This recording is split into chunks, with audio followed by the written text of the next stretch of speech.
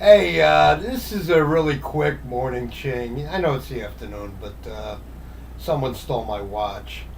Yesterday was like the 6 year anniversary of me losing my best friend, John Conehead Merciless.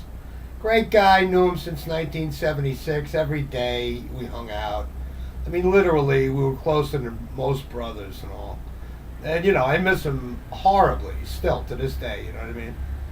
But I was getting kind of a little funky, and I'm thinking, shit, you know what I mean? I go, he'd hate that, and then I'm thinking, I'm like, all the times we busted balls. Now, many people don't know, but I'm known to be, I could be a practical jokester, a prankster. In certain circles, probably a potential douchebag to some, but not to John. We were best friends, you know. One day we were in this little bar we used to frequent for lunch, and the place is jammed. You know what I mean? So we sit at the bar, and he reaches his hand in his pocket, and he goes, and he had this great laugh and this great voice. He's like, "Dude, I got no money on me," you know. So I'm like, "Fuck." I said, one day you're gonna fucking kill me and buy," you know. So I reach into my wallet, and I had a 50, I had a big bill, and I go to the barmaid. He go, "Do me a favor, give us both a beer, and can you break a 50?" She goes, "Sure," you know. So somebody calls me to the other end of the bar because I'm running for state senator at the time. So I go to the other end of the bar and talking to this friend of mine, you know. And like 2 minutes go by, all of a sudden I hear the bell go off, which it's like a gong. It means somebody bought a round for the house, you know. Barmaid comes over, puts my beer in front of me, and a double shot of Jack. I'm like, whoa. She goes, "John just bought for the house." And I'm like, God damn. I said, I just busted the guy's balls, you know what I mean? And the place was freaking packed, you know what I mean? So, I mosey back to the end, and I'm like, "Hey, dude, thanks for the beer." He's like, "Oh, dude, anytime," you know? Clean glasses, we drink our beer. I look down, and I got like a $4.75 in front of me. So I thought the barmaid fucked up, you know? I go, "Excuse me, hey, I gave you a 50. She goes, "Yes, but John wanted to buy a round for the house, and he said you wouldn't mind." The son of a bitch finally bought me a round, and he actually bought a round for the house. You can't get the guy.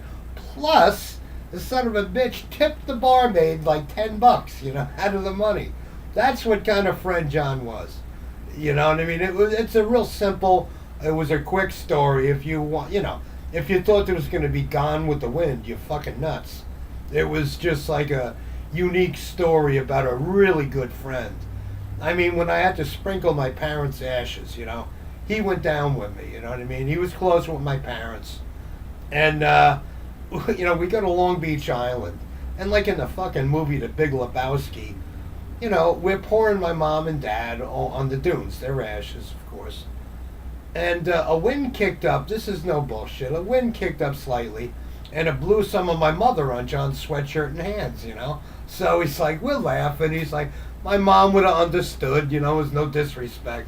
So, he brushes the ashes off, and we had to stop down the shore at my family's house. There was a little soiree and shit. So we walk in, you know what I mean, and my cousin's kids are there, and they like John, and they're like, so the kid goes to shake John's hand, and John shakes his hand, and the kid goes, "Oh, what's that?" John still had some of my mom on him, and he goes, "Don't worry about it, it's your Aunt Eileen, she said hello," That's the kind of guy he was, He's the kind of guy where we invented a drink. I got to give him the credit for it. It was a vodka and Yoo-hoo. Now, Yoo-hoo has no real dairy product, and it sounds disgusting. But some of you barmaids from the Pagoda area, Patty, Red, and Rick, you remember. You know what I mean? Rick, you remember not?